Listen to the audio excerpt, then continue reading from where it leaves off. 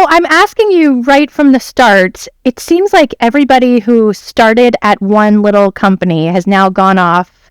Are you still with Fonville Morrissey? Still with Fonville Morrissey. I love that. Yeah, don't fix it. Right. That's awesome. I've loved it there, and they've helped me tremendously in getting started and just giving me a lot of tips from the beginning that other people, frankly, said to do the opposite. And I just kind of trusted their process and hosted the open houses, phone duty, sitting there answering the phones and just grinding. I mean, in the beginning, when you're starting out as an agent, you're essentially working for free, right? And just doing that, When was that? When did you start? So it's actually very easy for me to remember this because I found out I was pregnant with Catherine and started on the same day. And that was 7 years ago, last month, 7 years ago. Wow. Congrats. That's a long time.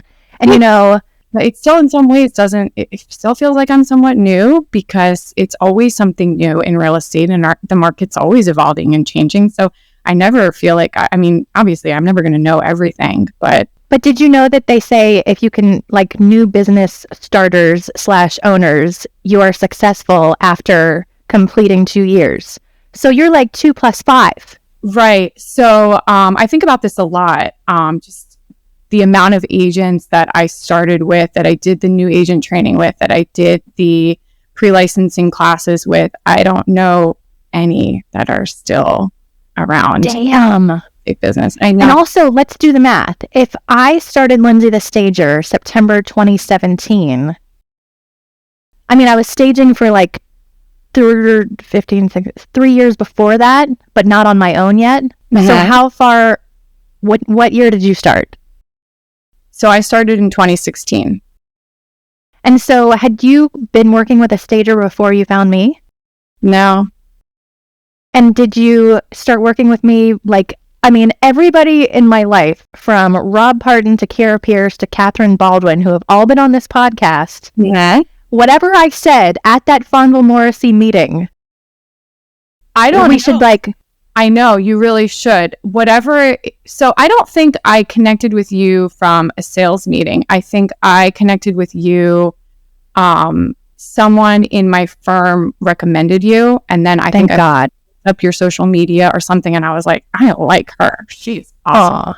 And then, I think I had a listing coming up and, maybe it wasn't my very first listing, but one of the first few where, I've always felt like staging is so important. And I thought, okay, well, this girl really seems to know what she's doing and I want her to help me.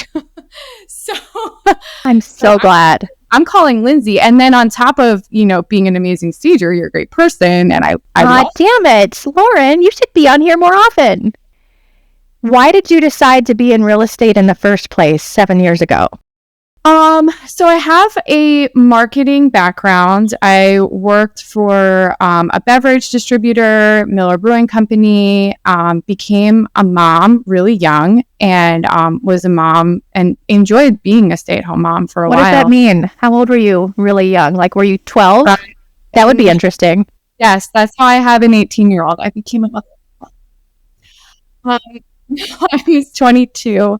I had just finished college and so and in the beginning I tried to go back to work and it was not the right time. I couldn't do it. I would cry every day and just didn't, as a family we weren't in the place to do that. And so but that was always the plan for me to get the kids situated in school. And my son, so my oldest is Cameron. She's 18. She's graduating next month. And oh my God, Albert Charles, he's 13.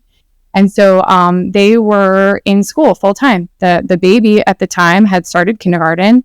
And, I had this marketing background. I've always been interested in always looking at houses and love our area. I'm a transplant from New Jersey, so I also can identify with people. We have this huge influx of people moving from all over the world here. And, it was my husband's idea, if I'm being honest. He said, why don't you try being a real estate agent? I could totally see you doing that. Everybody loves you. You love helping people. You're hardworking. You'll do anything for people. It just seems like a good fit. And I thought maybe I could try to do that. And, maybe it would work with being a mom and the flexibility and that sort of thing, which totally. By the way, the flexibility is sort of a myth because you're always working in this business, but you can work from home a lot and it is flexible. But anyway, started the class. But hold on a second, Lauren. The reason why,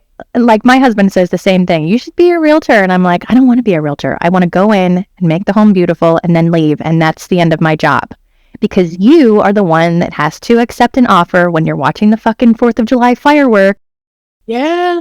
Yeah. And it's always like, oh my God, we got the offer. And it's like, we have to stop whatever we're doing, if we're at Mother's Day brunch or whatever. Well, you remember with the listing that we were just talking about, the Hazen Tree. So we had just done all of the work, and I go to the Azalea Festival and that's when we got the offer. And so I'm like, oh, wait, I better put this cocktail down.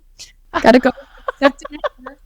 So, and yeah, it's fine. I can work just fine with, people and things. Cocktails. It was one cocktail at that point, luckily. So I just kind of reeled it in, carried on with my work, and then got back to the cocktail hour later.